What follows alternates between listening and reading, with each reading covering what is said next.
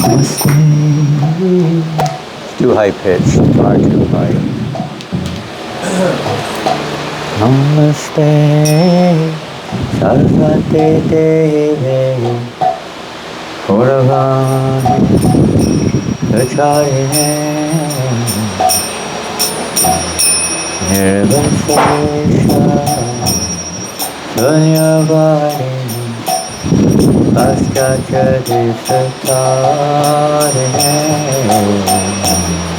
Namaste Saraswati Devi Gauravani Acharine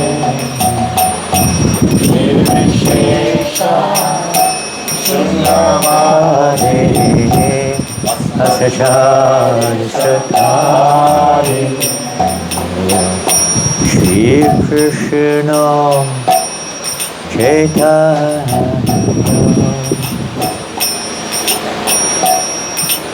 Prabhu Nityananda Shri Advaita Gadadhara Srivasadi Gauravata Jaya Shri Krishna Chaitanya Prabhu Nityananda Shri Advaita Gadadhara Srivasadi Gauravata Vrinda Hare Krishna Hare Krishna Krishna Krishna Hare Hare Hare Rama Hare Rama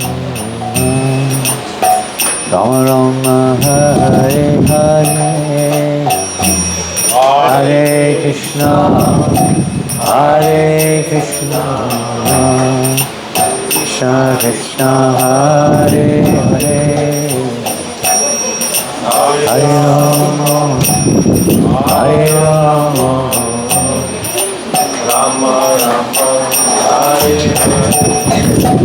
Hare Krishna Hare Krishna Krishna Krishna Hare Hare Hare Rama Hare Rama Rama Rama Hare Hare Krishna Hare Krishna Krishna Krishna Hare Hare Hare Rama Hare Rama Rama Rama Hare Hare Hare Krishna Hare Krishna Krishna Krishna Hare Hare Hare Rama Hare Rama Rama Rama Hare Hare Krishna Hare Krishna Krishna Krishna Hare Hare Hare Rama Hare Rama Rama Rama Hare Hare Hare Krishna Hare Krishna Krishna Krishna Hare Hare Hare Rama Hare Rama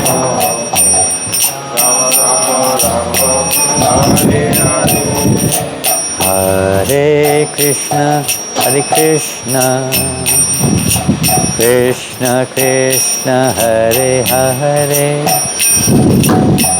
Hare Rama Hare Rama Rama Rama Hare Hare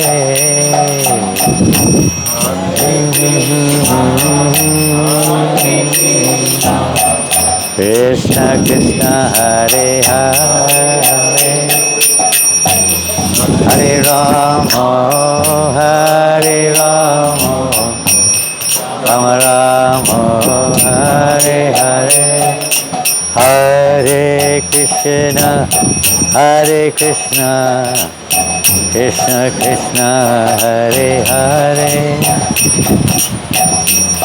Hare Rama, Rama Rama, Hare Hare, Hare Krishna, Krishna Krishna, Hare Hare, Hare Rama,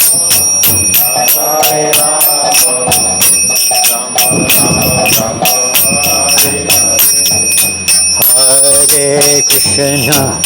Hare Krishna, Krishna Krishna, Hare Hare, Hare Rama, Rama Rama, Hare Hare, Krishna, Krishna, Krishna Krishna, Hare Hare, Hare Rama, that's it, if it works.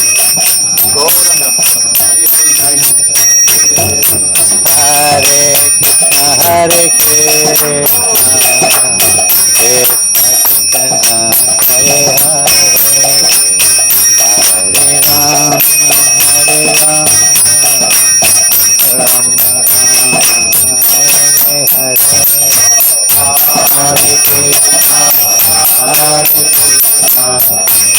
Rama, Rama Rama, Hare Hare, Hare Krishna, Krishna Hare Rama, Hare Krishna,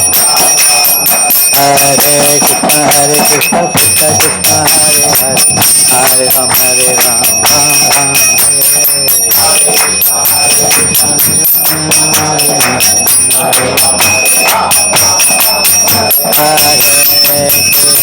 Hare Krishna, Krishna Krishna, Hare Hare, Hare Rama, Rama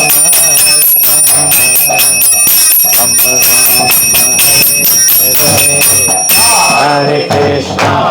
Hare Krishna, Krishna Krishna, Hare Hare, Hare Rama, Rama, Hare Hare. Go Premanandi. I don't know why, but maybe you can untie it. Very tight. Somehow or another it's tied up. Jai Shri Prabhupada ki jai, Shri Shri Panchatattva ki jai, Shri Shri Radhamadava ki jai. Go Premanandi, Transcendental Book Distribution ki jai, Harinam Sankirtan ki jai. All glorious to the assembled devotees. Hare Krishna. Hari Om. Namo Vishnu Padaya Krishna Pastaya Bhutale Srimate Bhaktivedanta Swami Chinamani. Namaste Saraswati Devi. Gaudavani Pracharine Nevasesha Sandivani. Pastyachade Shatani. Hare Krishna. Welcome this evening. Where are all the pieces of paper with the questions on? Oh, there's one. At least somebody's done it. Because most of the devotees here tonight were not here this morning, so they won't have an idea that we said this morning that everyone's welcome to ask a question, but I'd like you to write it down on a piece of paper and put it in front of me, and then we'll try to discuss what you write. So it doesn't matter if you haven't written anything down, you've only just come for tonight. If you have any relevant questions, please ask. Don't ask me what train you have to catch to go back to Balukan or something like that. Something relevant to Krishna consciousness. Don't say, my cat is having, a nervous breakdown, what shall I do? Ask some spiritually relevant questions. So Here are some. Oh my goodness, it's enough to keep us going all night.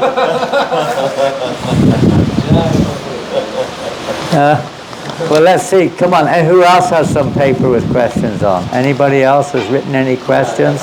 Come on in the background. Where are the questions? On a piece of paper, please. Right, it don't be too long, because I usually go through the questions first and choose, because quite often they're the same as the previous one, and you've got to combine them a little bit. But we'll see. Here we go. These are questions. You don't have to put your name, but but that's why someone usually goes around with a hat and just. But now everyone knows where these questions are coming from. So you've given yourself away. Maharaj, I'm just a messenger. Oh, okay. No. So that means your wife. This is your wife's questions, huh? Those are mine. They're yours. Okay, you've really given the game away. Okay. When we engage in material sense gratification, okay, you've really given the game away here. That means when you engage, you shouldn't be engaged in material sense gratification. But it says, when we engage in material sense gratification. Shall I read the rest? Okay. Activities. Does the soul, Atma, also become contaminated, or is it only our gross mind and body that becomes contaminated? Does the soul become contaminated? The simple answer is no. However, the result of that is that the soul identifies with these various objects of the senses and the pleasure or pain that you get from them. And because of that, obviously, you determine it's a contact and association which results in your having to accept material bodies and experience misery or happiness accordingly to what you're doing. And the soul is like a witness. It's like when you watch the television, does it make any difference to you if you watch a program like, I don't know what your interests are in the material world, but say a person's interests are cricket. If you watch a cricket match or you watch a murder scene, does it make any difference? Well, it doesn't. It affects your consciousness. The soul, what is affected is the consciousness of the soul. The consciousness of the soul is affected. It's just like the air, the air is the air, but it gets covered with, gets contaminated, or it becomes fragrant with a nice smell of roses. It's not the air, but it picks up that scent. So you say the air smells very nice, or the air smells very bad, but it's the contact with those objects. The soul is just, it's because we're misidentifying ourselves with this material world, so the soul is identifying, and you're affected by it through the consciousness. Your consciousness becomes contaminated, and consequently, you're going to experience various degrees of happiness and distress, and naturally various material bodies as a result, because it will determine the thoughts, it will determine the desires. When you engage in sense gratification, everything we do formulates a particular state of our consciousness, whatever consciousness is. When we leave this body, that state we attain without fail. So, it's going to determine. And because we identify, if you watch a cricket match and you win, how do you feel? And if you lose, how do you feel? And if you watch something on the television which is very scary, how do you feel? You're scared. Scared. You may be very afraid. It may have nightmares, all sorts of things. It's not the soul exactly. The soul is witnessing, because of identity, witnessing these things and appears to be affected. But the sun is not affected. It may be the rays are detracted, perverted, blocked, whatever they are, but the sun is not affected. Of course, it's not exactly a good example, but the soul is not directly affected, but because we, false ego, we identify ourselves with this, the objects of the senses, and consequently we experience that pain, and you're naturally, it's not even the gross mind, in one sense. Yes, you could say it's contaminated, but it's the consciousness of the living entity that's contaminated. The material world is already contaminated by the three modes of nature, and that's just the way it is, you could say. But the body and mind are external to the soul, at least the material mind and body are. But the consciousness is the link between the soul, due to false ego. The soul identifies with this external body and mind, which have nothing really to do, they're superfluous to the soul. But because they're consciousness, we're identifying with them. So it's the consciousness which makes that connection, and on that platform we're experiencing. Because when the consciousness is pure, even if the mind and body are what they are, you won't be so disturbed.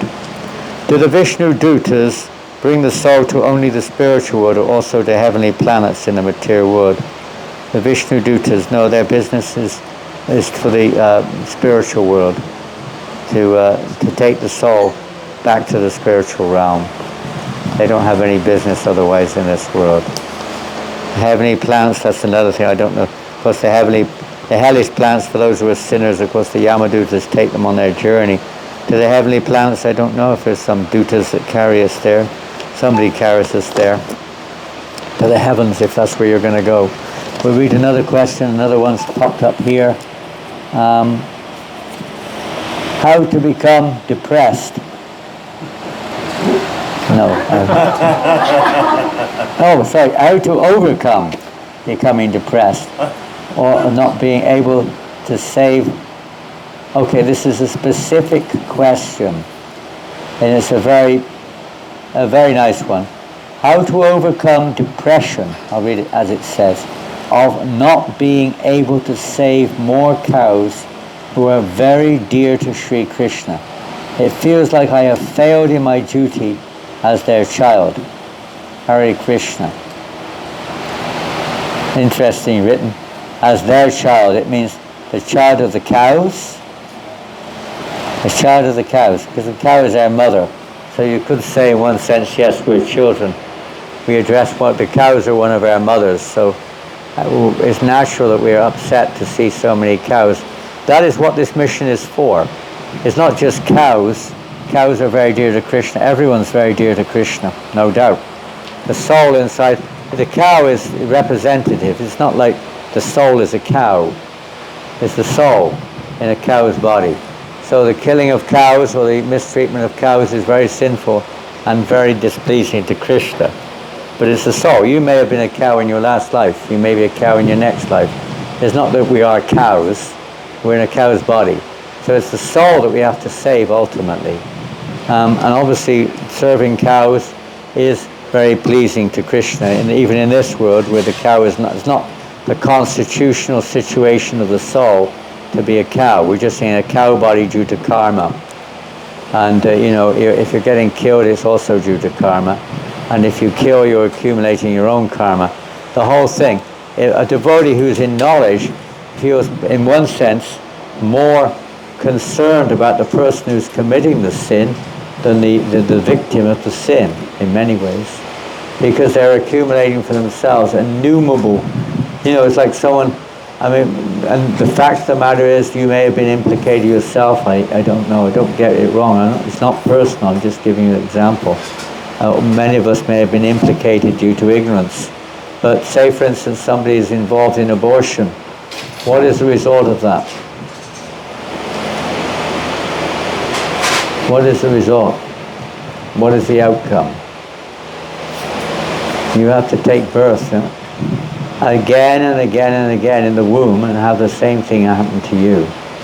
So the same thing is going on. It's a circle. Obviously we're very sad to see these things. We're absolutely sad to see cows being slaughtered. It's Kali Yuga. Only if the consciousness changes, then there can be change in behavior. You shall see the same object in a different light. You'll see cows differently. You'll see them in relation with Krishna, if we're Krishna conscious. So if you kill a cow, what's the reaction? What's the reaction? Pardon? You're going to have to suffer that over and over and over and over again. Same thing, you're going to have to suffer over and over again. That doesn't justify it in the name of karma, because as you rightly said, that they are very dear to the principle, the, whatever you want to call it, but cow protection is very dear to Krishna indeed. It's very pleasing. It's an act of devotion. Every act of devotion we have in this world in terms of its interaction with the modes of nature, the forms, the item like money or cars or buildings or even bodies, cows, farms, buildings, you name it. These are all combinations of the material elements which the soul is, perceiving. The soul is perceiving through consciousness in various ways. According to the contaminated condition of one's consciousness, one will see them differently. So the whole essence, how to not become depressed. Well, one who's actually depression, we have to transform it into compassion. Compassion for a pure devotee is compassion for all. They're not depressed, they're sad. There's a difference. Depression means down. It means you become frustrated or something. The devotee just takes it as an opportunity to surrender more to Krishna, more importance to preach.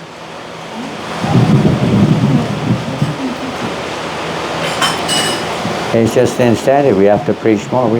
It's not under our control. We're not the controller of this situation. It's under the nature's control, which is under Krishna's control. So as living entities are going through that situation.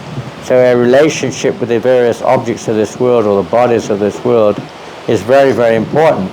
So one who relates to a cow as being object of, my sense enjoyment is most unfortunate. Because that's what causes our rebirth in this material world. And having to take birth as a cow and be killed just like you killed that cow. Oh, but not once, over and over and over again. As many hairs as there are on the body of that cow.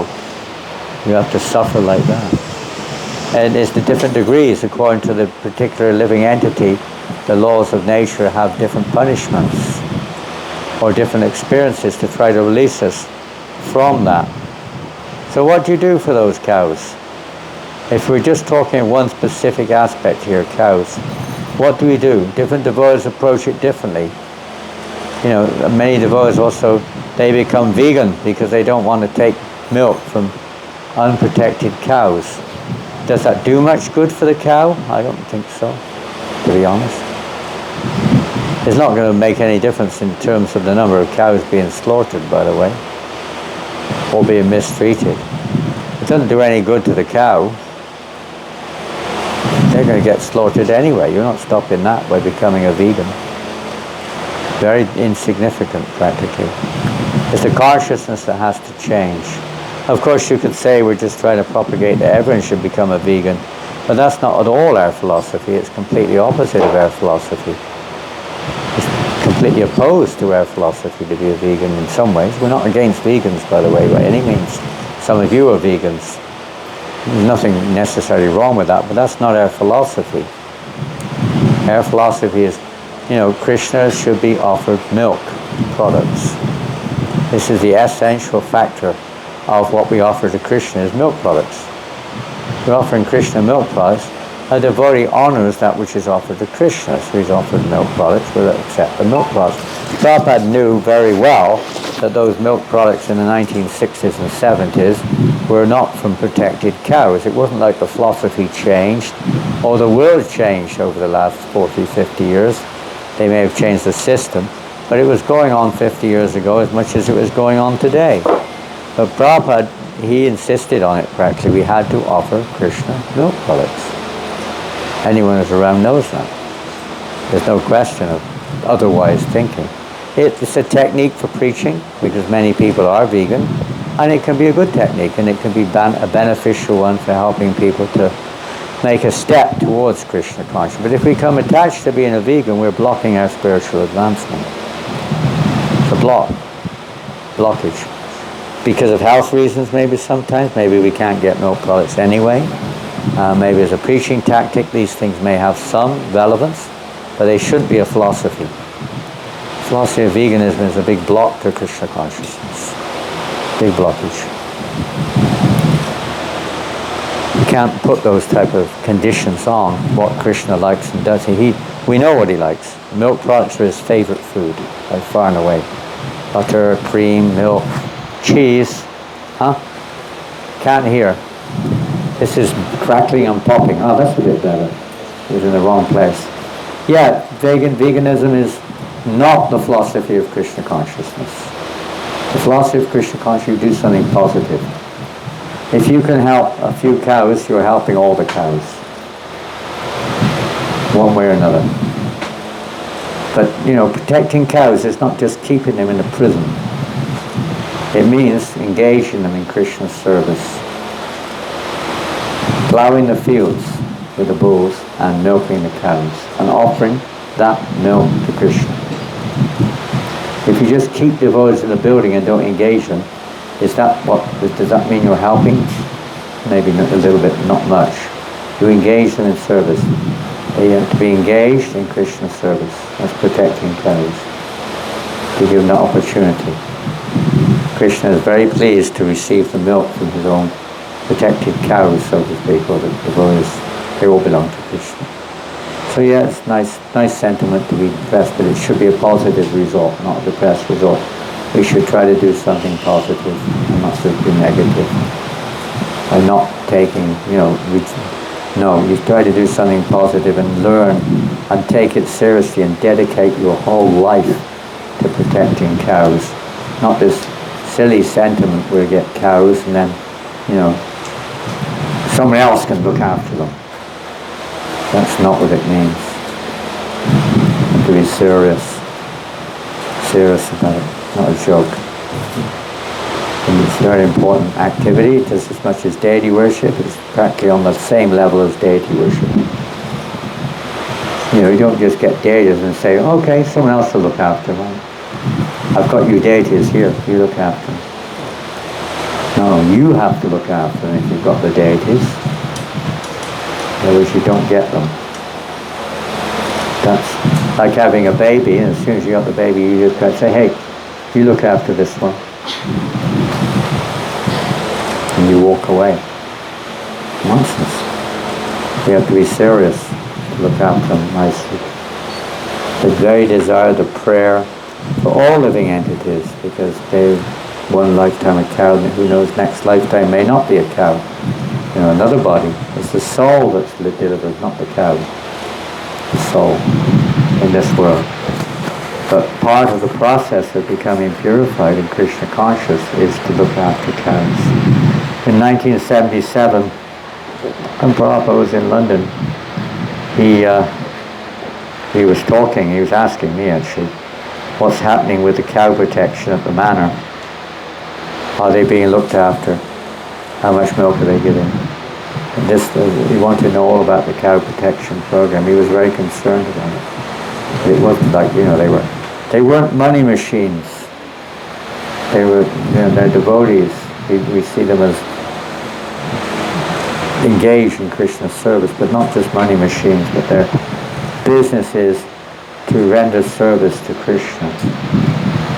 And devotees give them that opportunity and look after them in that way. So try not to become depressed, but rather to become compassionate and try to preach so that people's consciousness changes, and that, do something, offer the milk of those poor cows to Krishna, even if they are going to be slaughtered. But that's what we heard. That's what we always understood, although not everyone agrees with that. But that's what we all understood in the 70s during Prabhupada's time, that those cows, that may be much small or big, but that milk, although it may have gone through all kinds of strange processes, that milk is offered to Krishna, and the cows whose originally the milk came from will get benefited, even if they are. It's like everyone's dying, but you try to give them prasadam before they die, isn't it? Billions. Every day, nearly 500,000 people are dying without Krishna consciousness. So you try to give everyone at least a little bit of Krishna consciousness before they die, if you can, or more if they're able. We go back for, there's lots of paper here now. What's this one? Offering our humble obeisances. Okay, we offer ours too. Is it true that Rakshasas exist in this day and age and dress up like a devotee with tilak on their forehead. Ooh. Any other questions? There's one sat right here on this chair. I'm Rakshasagan. I mean, if you look at astrology, you'll see that half the devotees are Rakshasagan. You know, there's the three. There's the Devata, the Manusha, and the Rakshasa. And I don't know if any of you ever looked at it. Most of the astrology I've looked at, mostly they're Rakshasagan, most of the devotees. Natural Rakshasa tendencies. Prahlad Maharaj was also born in a Rakshasa family. So, you know, Kali Yuga, isn't it? Most people are small-time Rakshasas. Small-time. Not very good ones. Pretty weak Rakshasas. But that tendency is there, you know, for meat eating and, you know, illicit activities of all kinds. Pretty much. And our default is in that direction. Not many people are in the mode of goodness, really. Some are. By nature. More of a demigod nature. People with passion, very strong. Yeah. But yes, it's true. I don't know who asked it, but it is true. Prabhupada said himself that, you know, sometimes in the Krishna conscious movement, there are persons who are not just trying to change, by the way, from Rakshasa to Deva. They have an agenda. So that's a risk which is there. That risk may be there. We had in New Mayapur 2 years ago, one of the, I guess you could say like a new Bhakta came, and he left after maybe a month or so. And he produced this most horrible documentary about the Hare Krishna. He only came there to, you know, get some shots so that he could pervert those shots and make everyone look like, you know, dangerous cultists and criminals and what have you. And so he looked like he was very enthusiastic, you know. But his motive was demonic. So we've all got a little bit of that Rakshasa tendency. It's not like but if we can recognize it and try to, you know, at least hope that we can change, then it's not so, I mean, that's to be expected. You don't expect everyone in a hospital to be fit. You don't expect all the criminals in the prison to be, you know, pure citizens. You don't expect everyone in the hospital to be healthy. You're in the right place to change, but you have to be willing to change. That's the point. If Rakshasa doesn't want to change, he wants to influence everyone, and wants to, you know, basically speaking, exploit the situation.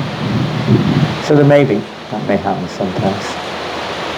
It may happen. But Krishna's ultimately, we were listening the other day to Srila Prabhupada, and the conversation, and Prabhupada was describing how unqualified we are, and, you know, how failures. No, Prabhupada was talking about failures, you know, material failures, and he said, practically speaking, to join this movement, you have to be a material failure. Practically, to join this movement. This is the 70s. It's changed with the congregation now, but then, almost everyone who joined the temple was a material failure. You know, from the point of view of, you know, they never really had made anything in the first place. But, and then I noticed to Malkrishna, someone said, Srila Prabhupada, how then does this movement go along? We're all failures. It's a fact, we're all failures. How is it going on, Prabhupada? Prabhupada said, this is proof that Krishna is in this movement. Otherwise it wouldn't go on.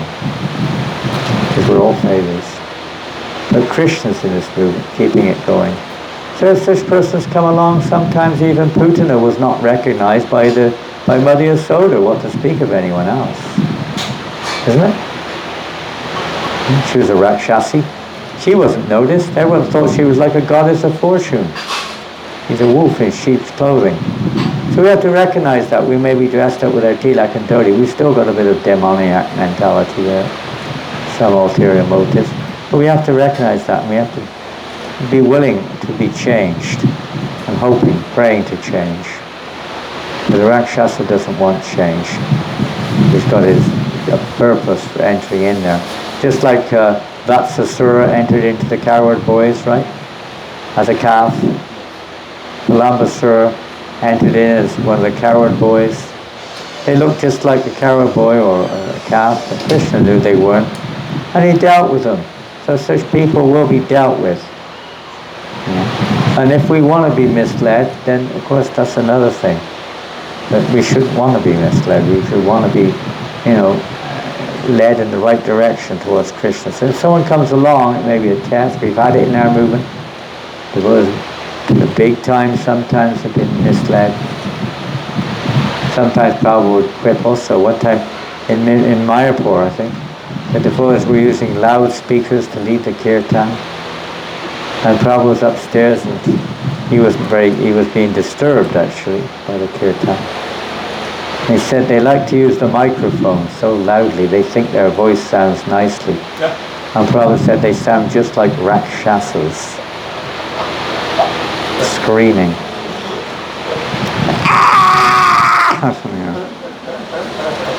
And Prabhupada was just, not that he thought that they were, not that he considered they rakshasas, it sounds like it, We just have to purify our hearts. If we're serious about this, then even if we do have rakshasa tendencies, they'll be purified. They're not taken into account. Doesn't matter. We've all got faults. Just be sincere and carry on. But we do have to recognize we need to be changed. Regarding Vaishnava aparad, is it applicable only from a junior to a senior devotee, or also applicable senior to a junior? It's both. It's both. Now what it means, senior to junior, may be somewhat different, but it's definitely the senior. Every Vaishnav means a servant. It doesn't mean anything but a servant. Servant of a servant, servant. What is an aparad to a junior? And that can be seen differently. There's different types of aparads. Even not to help the junior to advance in Krishna consciousness is offensive when you could do it. To discourage a junior is offensive. To criticize them unnecessarily. There's criticism which is favorable, but generally it's not. You may criticize, or it may appear to be criticism, but your only intention is to help them to improve in their devotion. So you don't mean directly to criticize them in any way. You're not envious of them in any way. There's so many ways you can look at that, but it is both. So a senior devotee should be. I remember in France one time, one devotee was going around saying, "Look, I'm a senior devotee. You should respect me." So one of our close friends, actually a senior devotee, said, "Well, you should behave like a senior devotee. Stop behaving like this. How do you expect the juniors to respect you like this? They're demanding it, They said you should behave like a senior devotee. An actual Vaishnava never expects respect. Never. And then when someone doesn't respect them, they get upset. And they start shouting at the junior or something. That's offensive. They may not know. But, a senior devotee doesn't expect respect. Although the junior devotee should give respect. There's two sides of it. But it's not like, I deserve respect. Bow down. And scream at them if they don't. You may talk to them very sweetly and gently about Vaishnava etiquette. Senior devotee's duty is to teach Vaishnava etiquette to the junior in a loving way. The dealings of a senior with a junior should always be with love and not with any animosity or control factor. Senior devotees do not control junior devotees. They don't control. Bhaktisiddhanta Maharaj said, "I have no disciples at all. I only have masters to serve. All my disciples are my masters. My only business is to serve them." So you have to see how you can serve the juniors if you consider senior as all relative. We shouldn't offend anybody, not even the materialistic person. Nobody. Any factors to offense. Yes, this too is more as always. As a student who is practicing Krishna consciousness, how to see Krishna in success and in failure? Well, for devotee, there's no failure. The only failure is if we forget Krishna. Whether you pass your exams or you don't pass your exams, if you're a student, obviously you're going to try your best. But it's not the goal of life to pass your exams. The goal of life is to take shelter of Krishna. So how is success and failure? How do you see that? Well, Krishna knows what's best for us. And sometimes we think that Krishna is some kind of machine that gives us what we want. You know, you put your money, you go to these machines, you put your money in and out comes a hot chocolate or something, you know. You go to Krishna and press the button and Krishna gives you what you want. It's not like that. Krishna knows what's best for the soul. He may or may not give you what you think is success or failure. There's no question of success or failure whether you pass or don't pass in reality. It's just another phase of Maya. So the real success is when we are free from identification with this material world. We surrender to Krishna, identify ourselves with everything around us. Because it's not you who are a success or failure in the exam. It's some kind of interaction going on between the mind, the senses, and the world of so-called education going on there. And sometimes it's like you say, oh, a very beautiful person, not rather an ugly person, but it's not the person who's beautiful or ugly, it's just a temporary body they've got. So you have to see that all these things, we may try our best for let's say, practical purposes, for the purpose of performing our duty, we may still have some material desires, we may try our best, but ultimately this is just totally external, completely external, has no value whatsoever in spiritual terminology. You may be able to use it in Krishna service, but otherwise it's totally useless. So whatever happens, we have to try to see, what is now the best thing to do. What would be the best thing now to do for pleasing Krishna? Whatever happens. The body's not affected by it. In that way, we don't identify with these so-called successes or failures of this world, happinesses and distresses of this world. It's not the Buddha's business to identify with that. In the time where we're not on that level of perception, of course, and we are affected, then probably best to try to associate with devotees and chat and hear with devotees and try to become a little bit Krishna conscious that way, if we can't see it as Krishna's mercy. Success or failure is Krishna's mercy, you could say. The Lord sees Krishna's hand in every situation, no matter what. Tateno kampam susamikshamanam. Take shelter of Krishna even though put into very great difficulty. Maybe you failed, but that's not a failure. You're trying to do it for Krishna, so that's the success. Try to see things in relationship with Krishna, that is success. Not to see them in relationship is failure. So we're trying to see things in relationship with Krishna. It's not therefore we purposely fail, so we can say, oh, I'm seeing it in relationship with Krishna and I've succeeded. We try our best in our duties in life to do it well, but inevitably things don't work out the way we will. Because Krishna knows we may be very attached to seeing Krishna as an order supplier or something. So sometimes he puts us into situations of apparent failure. So we give up that idea that Krishna is like a machine that you press the button and out comes success. He's not. It's a very personal thing. There's a nice Christian story of I don't know, I can't remember, maybe it'll come up as I speak about it. I've never said it before, I don't think, but I've heard it from others. Of a time when one Christian man or something, maybe he asked God, I don't know, something like that. How is it?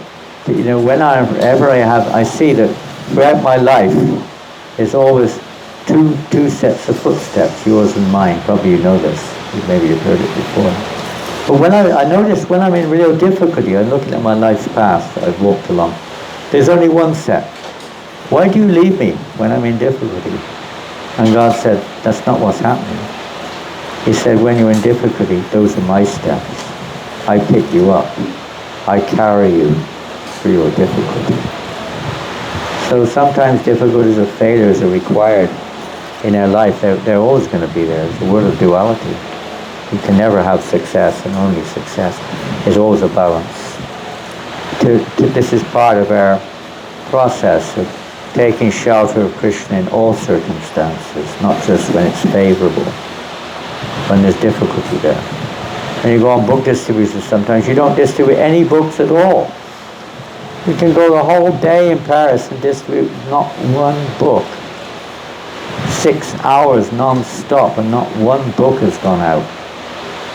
Not one person has shown interest. And even if they do, at the end of it they say, "Oh, have you heard of Jesus?" Oh my God. I just spent 30 minutes, I thought they were really interested, and then, "Oh, have you read the Bible? You know what it says in the Bible, don't you?" No, and then they go, blah, blah, blah. And you feel like, wasted 30 minutes of time, and didn't do them any good either. It certainly won't take a book. So sometimes you have those days. And what do? You pray to Krishna for strength to endure this challenge. You chant even more sincerely. You thank Krishna for whatever mercy you get. We have to be thankful and grateful. Whatever difficulty we're put into, that's a big topic and not time.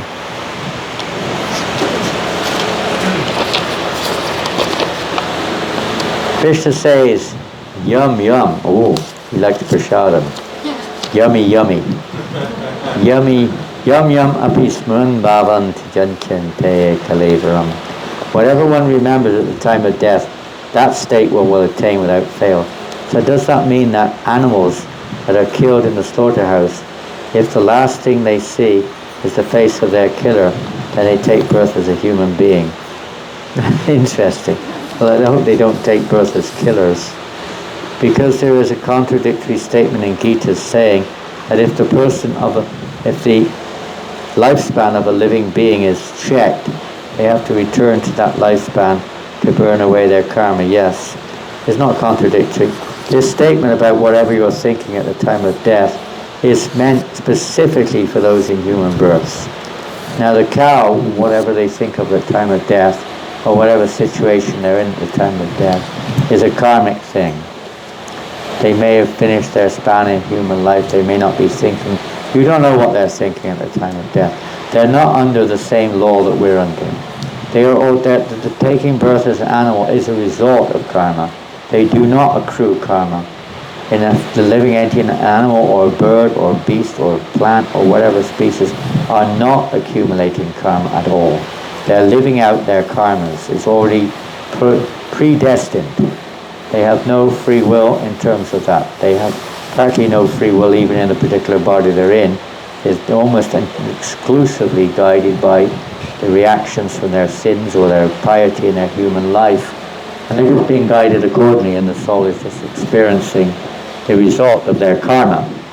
In the human life there is an element of free will and a life of responsibility. So it's the human's business to mold their lives in such a way that at the end of their life they can think of Krishna. That's the idea. There are many other recommendations for different kinds of thoughts and so on, but that's the devotional idea, that we think of Krishna, but that's not for animals. If the animal is thinking of a human being at the time of death, then yeah, maybe that's what their karma is there at that point. Or if there's a good fortune, if they're being slaughtered, it's all part of their karma. But if there's a good fortune, a devotee, because devotees are supposed to be acting above karma, we may not be, but to some extent it's there. We're doing what we're doing, not necessarily, it's not because of karma, it's because of a choice of wanting to be a devotee or become the servant of a devotee. So the devotee's part of their life is they go into situations which are otherwise completely karmic. Krishna himself says in the Bhagavad Gita, their activities may be inferior, but don't disturb them. One should act in a way, in a Krishna conscious way, to encourage people. But Prabhupada writes that the devotees are even more merciful. They take great risks and they go into situations to give that living entity the opportunity to advance in Krishna, even if that living entity doesn't appreciate it. It's like a doctor will try to save a crazed person even though they're trying to stop him sometimes because they've gone crazy. But naturally you'll try to stop a blind man from walking across the road. So the devotee does what they can to help people who would otherwise never think of Krishna. They would never think of devotional service. The devotee tries to help them in various ways. the same thing with animals. I mean, devotees, even if I see an insect dying, I'll go down and say, Hare Krishna, Krishna Krishna, Hare Hare, Hare Rama, Hare Rama. So that maybe there's some benefit for that living entity in the insect body. Or to speak of cows, especially our cows, of course, on our farms, we'll stay up all night singing and chanting to them when they're leaving their bodies, just like we do with humans. We do the same thing probably if you have a pet cat or dog. You know, they're lucky. It's somehow their good fortune. Maybe they did something good in their previous lifetimes and a lot of other things, and they had to somehow take an animal form. But there's some degree of good fortune there, and they're getting a little bit more now. They're in a devotee home or something. Whatever it is. So the devotees try to go out their way like that to give people that chance. So if it's a case that animal is meditating on the human being who's killing them, then there's a good chance they'll take birth. That may be the end of their cow body. But it doesn't mean that they're going to be meditating on that human being when they leave their body. Not at all. We don't know what's on their mind. Actually, what's on your mind at the time of death is almost out of our control. Almost. It's practically out of our control. We don't know what's going on at the time of death. We don't have a memory. It's not within our control. But the more we try to condition our mind and our consciousness to be Krishna conscious, the more chance that will be there. But ultimately it depends on Krishna. He's the super soul, inspiring and guiding. You can't kind of like control that. Ultimately it's in Krishna's hands. So whatever they are, we hope the best. We wish the best. Yes, contradictions appear to be there because in different time, place and circumstances, different factors may be in place. The nature of dharma, karma, they're not always black and white because different circumstances result in different situations. How to improve, I think. How to improve concentration and avoid distraction while studying. From a student, another student. How to avoid distraction and improve concentration while studying. If we mean material study or whatever it is, I guess we're referring to our material study. What makes a person very attentive when they study? What would you say?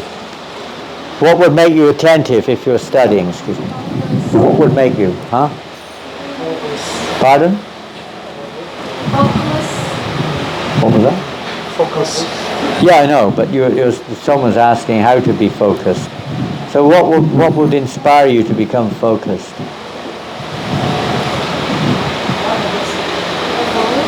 Pardon? Your goal. What was that?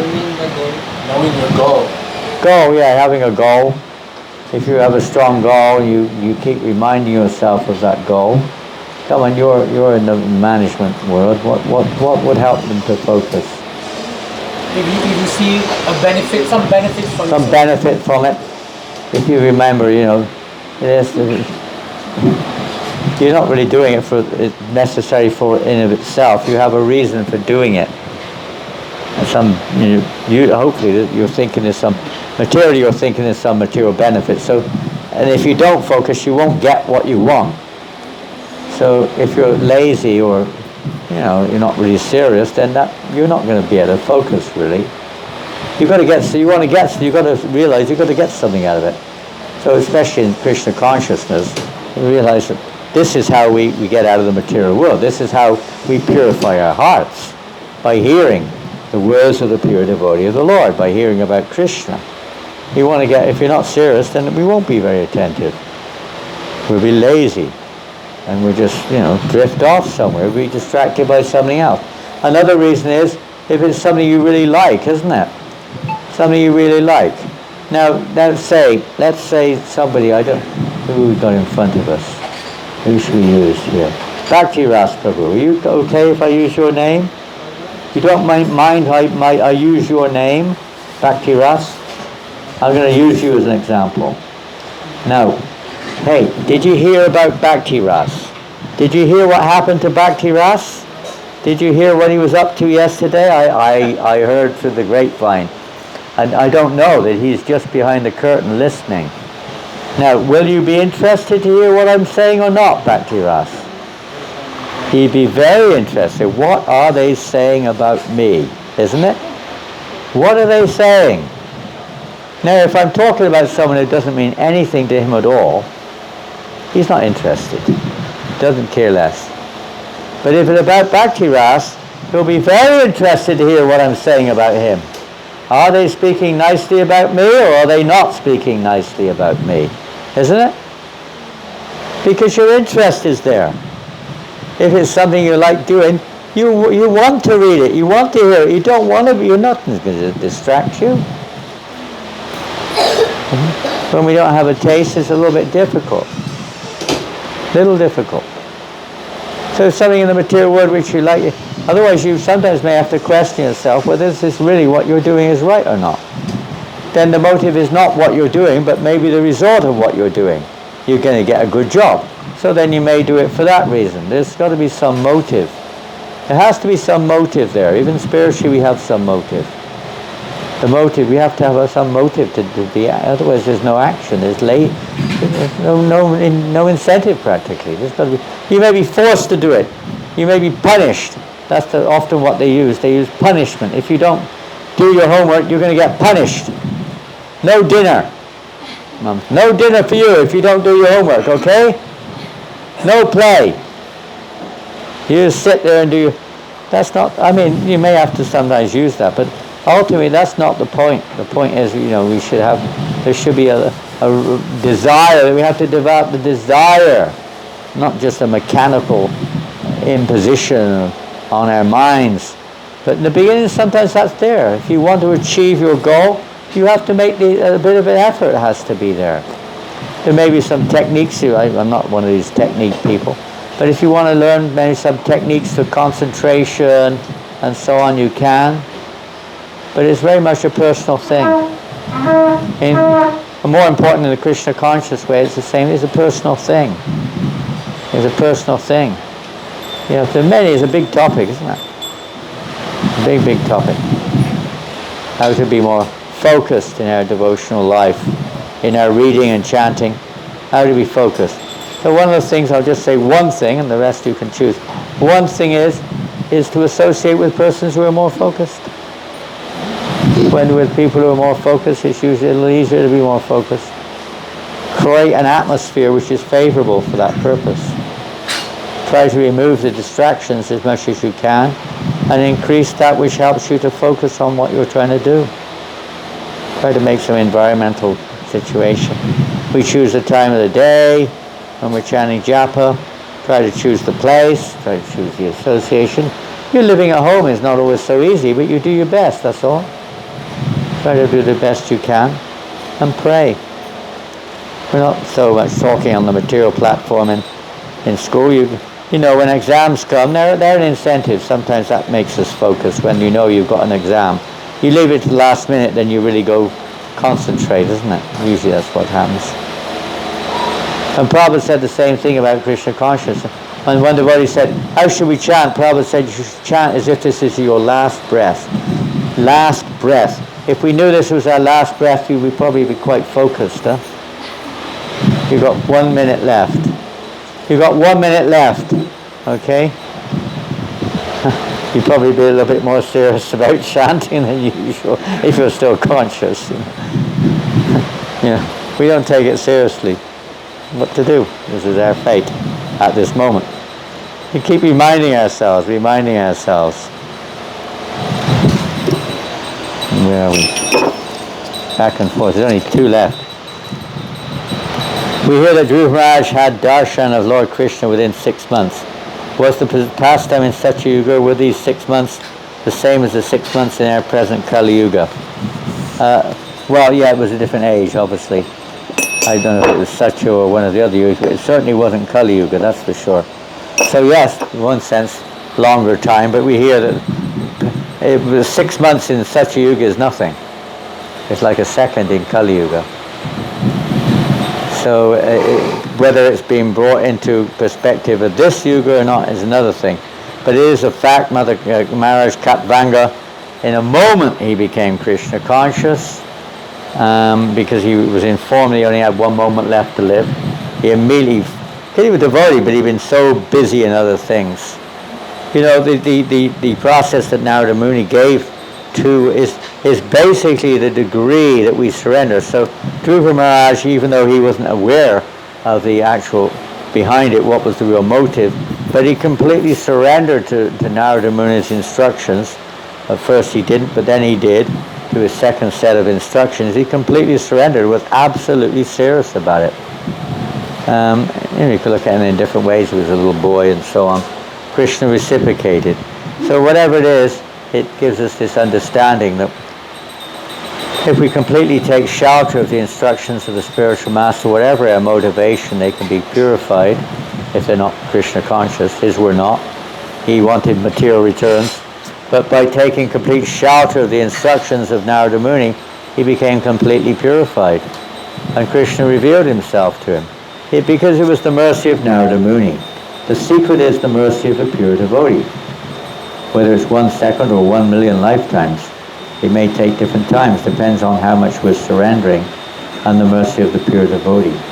It's the mercy of the pure devotee where Krishna reciprocates when we please the pure devotee of the Lord. So it's not the question necessarily of time, it's a question of consciousness. 2 more. How to fully surrender and take shelter to our Guru? Similar question, just a different aspect of the same thing really. Follow their instructions is the easy answer, you could say. By following the instructions of the spiritual master is pleased. Prabhupada writes about that on several occasions, that he's very pleased when his disciples try to follow his instructions. He's very pleased when they keep fully engaged. He's very pleased when they assist him in his mission. He's very pleased when they start to develop Vaishnava qualities. Everything pleases the spiritual master, but in relationship to devotional service when it's authorized. So we want to try to please Krishna.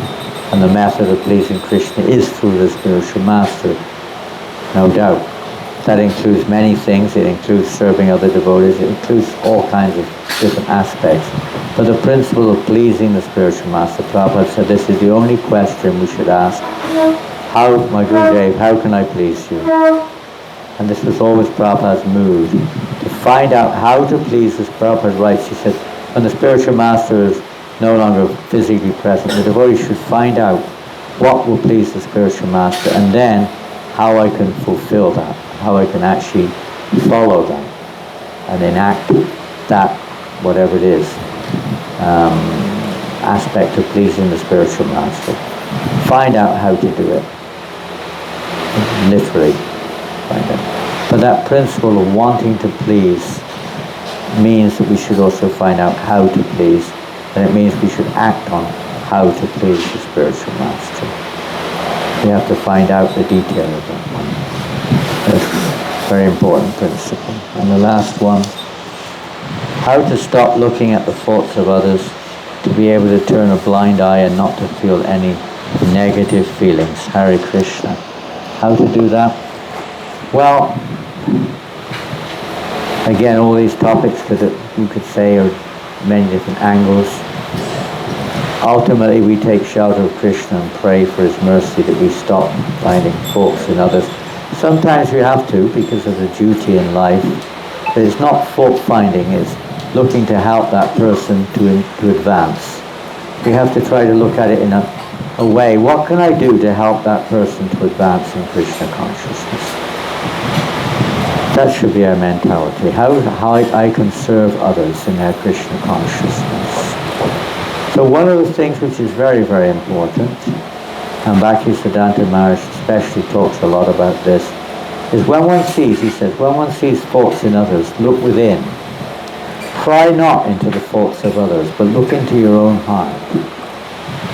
Try to find your own faults.